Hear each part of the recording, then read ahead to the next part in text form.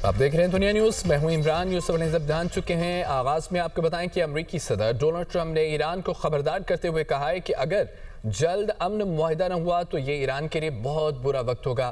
फ्रांसीसी नशरियाती इदारे को टेलीफोनिक इंटरव्यू में डोनाल्ड ट्रंप ने कहा है कि ईरान के मफाद में है कि वो मुआहिदे तक पहुंचे। अमरीकी सदर डोनाल्ड ट्रंप ने ईरान को खबरदार करते हुए कहा है कि अगर जल्द अमन मुआहिदा न हुआ तो ये ईरान के लिए बहुत बुरा वक्त होगा। फ्रांसीसी नशरियाती इदारे को टेलीफोनिक इंटरव्यू में डोनाल्ड ट्रंप कहते हैं कि ईरान के मफाद में है कि वो मुआहिदे तक पहुंचे। ईरान के वज़ीर ख़ारजा अब्बास अराग़ची ने कहा है कि ट्रंप इंतज़ामिया की जानिब से नए मुज़ाकरात की ख्वाहिश के पैगाम मौसूल हुए हैं, तमाम वाशिंगटन के हकीकी इरादों पर अभी भी अदम इत्मीनान बरकरार है। वाज़ेह रहे कि अमरीका ईरान के जौहरी प्रोग्राम पर जारी साबका मुज़ाकरात के दौरान 2 मरतबा ईरान पर हमले कर चुका है। ईरान के वज़ीर ख़ारजा अब्बास अराग़ची ने कहा कि ट्रंप इंतज़ामिया की जानिब से नए मुज़ाकरात की ख्वाहिश के पैगामात मौसूल हुए हैं। अमरीकी सदर डोनाल्ड ट्रंप ने अपने social media platform truth social पर एक तस्वीर शेयर की है जिस पर लिखा है, ये तूफान से पहले का सुकून था। ये तस्वीर बज़ाहिर मसनूई ज़हानत के ज़रिए तैयार की गई मालूम होती है, जिसमें ट्रंप को कैमरे की जानिब उंगली उठाए दिखाया गया है, जबकि उनके इर्द गिर्द तूफ़ानी समंदर में जंगी बहरी जहाज़ मौजूद हैं। कई जहाज़ों पर ईरानी परचम भी लहराते हुए दिखाए गए हैं। ईरानी सदर मसूद पेज़ेश्कियान ने वस्ती ईरान के तारीखी सूबे यज़्द में वाक़े नायाब और कदीम दरख्त की तस्वीर सोशल मीडिया प्लेटफॉर्म एक्स पर शेयर करते हुए अपने मुल्क के दुश्मनों को ये पैगाम दिया कि ईरान अपनी सरजमीन में गहरी जड़ें रखता है, उसे उखाड़ा नहीं जा सकता। मसूद पेज़ेश्कियान ने तस्वीर के साथ लिखा, एशिया का कदीम तरीन जिंदा जानदार कदीम अबरको सरो का दरख्त है जिसकी उम्र कम अज़ कम 4500 साल है।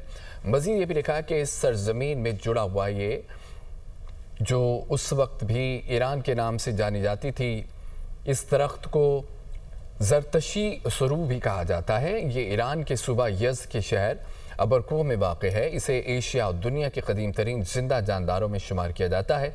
माहिरीन के मुताबिक इस दरख्त की उम्र 4000 से 5000 साल के दरमियान है। अमरीकी महकमे खारजा के साबिक ओहदेदार एलन आयड ने कहा है कि अब हरमज़ जितने ज़्यादा दिन बंद रहेगी उसके मुआशी असरात उतने ही संगीन होते जाएंगे। अल जज़ीरा से गुफ्तगू करते हुए उन्होंने कहा है कि अमरीका इस सूरत हाल में एक ऐसे बहरान का सामना कर रहा है जिससे निकलने का कोई अच्छा रास्ता मौजूद नहीं। अगरचा चीन अब हरमज़ में ईरान की जानिब से मुजवज़ा टोल सिस्टम नहीं चाहता, ताहम चीनी जहाज़ों और कार्गो को इस आबी गुज़रगाह से आज़ादाना आमदोरफ्त की इजाज़त मिल जाती है तो फिर बीजिंग के लिए इस टोलिंग निज़ाम के खात्मे के लिए दबाव डालने की तरगीब कम हो जाएगी। अमनी तौर पर मुझे नहीं लगता कि अमरीका और चीन के हालिया 2 तरफ़ा सरबराही इजलास के नतीजे में ईरान पर अब हरमज़ का कंट्रोल छोड़ने के लिए दबाव में कोई इजाफा होगा। यूरोपीय ममालिक अब हरमज़ से बहरी जहाज़ों की आमदरफ्त की इजाज़त हासिल करने के लिए तेहरान के साथ मुज़ाकरात कर रहे हैं। ईरान टेलीविजन न्यूज़ नेटवर्क में ईरानी नशरियाती इदारे ने ममालिक के नाम जाहिर किए बगैर बताया कि मशरक़ी एशियाई ममालिक खुसूसन चीन, जापान, पाकिस्तान के जहाज़ों के गुजरने के बाद आज हमें ये इतलात मौसूल हुई हैं कि यूरोपीय ममालिक ने भी पाज़रानी इनकलाब की बहरिया से गुजरने की इजाज़त हासिल करने के लिए मुज़ाकरात शुरू कर दिए हैं। ईरान ने 28 फरवरी को अमरीका और इसराइल के साथ जंग शुरू होने के बाद इस अहम अपनाए में समुद्री आमदरफ्त को महदूद कर दिया। इस आबी रास्ते पर ईरान की कंट्रोल ने आलमी मंडियों में हलचल पैदा कर दी है। इसने अमरीका के खिलाफ तेहरान को एक अहम तज़ीवराती बढ़तरी फराहम की है। अमरीका ने ईरानी बंदरगाहों के खिलाफ अपनी बहरी नाकाबंदी जारी रखी हुई है। बरतानिया ने कहा है कि उसने मशरक़ी वस्ती में अपने रॉयल एयरफोर्स के जंगी हथियारों पर एक नया कम लागत एंटी ड्रोन सिस्टम तैनात कर दिया है। बरतानवी हुकाम के मुताबिक नया सिस्टम टाइफून हथियारों पर नस्ब किया जाएगा ताकि वो अहदाफ को निहायत दुरुस्तगी के साथ और मौजूदा मिसाइल सिस्टम्स के मुकाबले में बहुत कम लागत पर तबाह कर सके। बयान में भी कहा गया है कि इस निज़ाम की तवानाई ऐसे वक्त में की गई है जब गुज़िश्ता चंद माह के दौरान ईरान ने जारी जंग के तनाज़ुर में मुतअद्दिद खलीजी ममालिक में तवानाई और फौजी तनसीबात समेत मुख्तलिफ अहदाफ पर ड्रोन्स और मिसाइल हमले किए। बरतानवी हुकूमत के मुताबिक ये नया निज़ाम खित्ते में बढ़ते हुए ड्रोन ख़तरात से निपटने की सलाहियत को मज़ीद मौसर बनाएगा। ابنائے ہرمز کی صورتحال بدستور غیر یقینی اور پیچیدہ ہے۔ ایران کا کہنا ہے کہ ابنائے ہرمز تمام ممالک کے لیے کھلی ہے، تاہم ایران کے مخالف ممالک کے لیے بند ہے۔ اس سمندری راستے سے آمد و رفت ایرانی فوج کے ساتھ رابطے اور ہم آہنگی کے ذریعے ہی ممکن ہوگی۔ ایران کا یہ بھی کہنا ہے کہ امریکی پابندیوں اور ایرانی بحری جہازوں کی ناکہ بندی کا خاتمہ انتہائی اہمیت کا حامل ہے۔ مقامی ذرائع کے مطابق ابنائے ہرمز سے گزرنے والے بحری جہازوں اور کشتیوں کی تعداد میں معمولی اضافہ ہوا، تاہم یہ تعداد اب بھی جنگ سے پہلے کے مقابلے میں بہت کم ہے۔ مجموعی طور پر صورتحال غیر یقینی، ابہام اور پیچیدگی کا شکار ہے۔ لوگ اس بات پر گہری نظر رکھے ہوئے ہیں کہ آیا سفارتکاری کو ان پیچیدہ مسائل کے حل کے لیے مناسب موقع دیا جائے گا یا خطے میں ایک بار پھر کشیدگی اور تصادم کا نیا دور شروع ہوگا۔ امریکی طیارہ بردار بحری جہاز جیرالڈ آرفورڈ نے 11 ماہ کی طویل تعیناتی کے بعد واپسی مکمل کر لی ہے۔ یہ ویتنام جنگ کے بعد کسی بھی امریکی کیریئر کی سب سے طویل مشن قرار دیا جا رہا ہے۔ یہ بحری جہاز اپنے ساتھ 2 تباہ کن جنگی جہازوں کے ہمراہ امریکی ریاست ورجینیا کے نیول اسٹیشن نورفولک پہنچا، جہاں 5000 فوجیوں نے اہل خانہ سے طویل عرصے بعد ملاقات کی۔ تعیناتی کے دوران اس کیریئر نے امریکہ اور ایران کے درمیان جنگی آپریشنز میں معاونت کی۔ وینزویلا کے سابق صدر نکولس مادورو کی گرفتاری سے متعلق مشن میں بھی حصہ لیا۔ امریکی وزیر دفاع نے جہاز اور عملے کا خیر مقدم کرتے ہوئے کہا، انہوں نے تاریخ رقم کر دی۔ طویل تعیناتی کے دوران جہاز کو متعدد مشکلات کا سامنا بھی رہا، جن میں آگ کا واقعہ شامل ہے، جس کے باعث سینکڑوں افراد کو مشکلات کا سامنا کرنا پڑا، جبکہ جہاز کو مرمت کے لیے منتقل بھی کرنا پڑا۔ یہ تعیناتی عام طور پر 6 ماہ کی ہوتی ہے، لیکن اس بار اسے کئی بار بڑھایا گیا۔ ناظرین، ایران منگل کے روز امریکہ اور اسرائیل کے ساتھ جنگ کے دوران بند کی گئی اپنی سٹاک مارکیٹ دوبارہ کھولنے جا رہا ہے، جبکہ سیکیورٹیز اینڈ ایکسچینج آرگنائزیشن کے ڈپٹی سپروائزر حامد یاری نے کہا کہ جنگ کے آغاز سے سٹاک مارکیٹ کی سرگرمیاں معطل کرنے کا مقصد شیئر ہولڈرز کے اثاثوں کا تحفظ ہے۔ خوف و ہراس میں ہونے والی خرید و فروخت کو روکنا اور قیمتوں کے زیادہ شفاف تعین کے لیے سازگار ماحول فراہم کرنا تھا۔ اب سٹاک مارکیٹ کی بحالی کے ساتھ مارکیٹ کے تمام شعبوں میں مکمل سرگرمیاں دوبارہ شروع ہو جائیں گی۔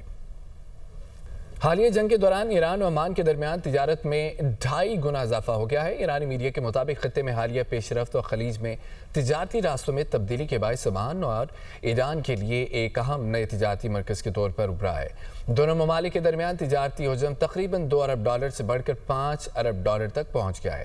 عمان میں مقیم ایرانی تاجر کے مطابق جنگ شروع ہونے کے بعد عمان میں سرمایہ کاری میں 4 گنا اضافہ ہوا ہے، خاص طور پر ٹرانسپورٹ، لاجسٹک، تعمیرات اور مصنوعی ذہانت کے شعبوں میں نمایاں سرمایہ کاری دیکھنے میں آئی ہے۔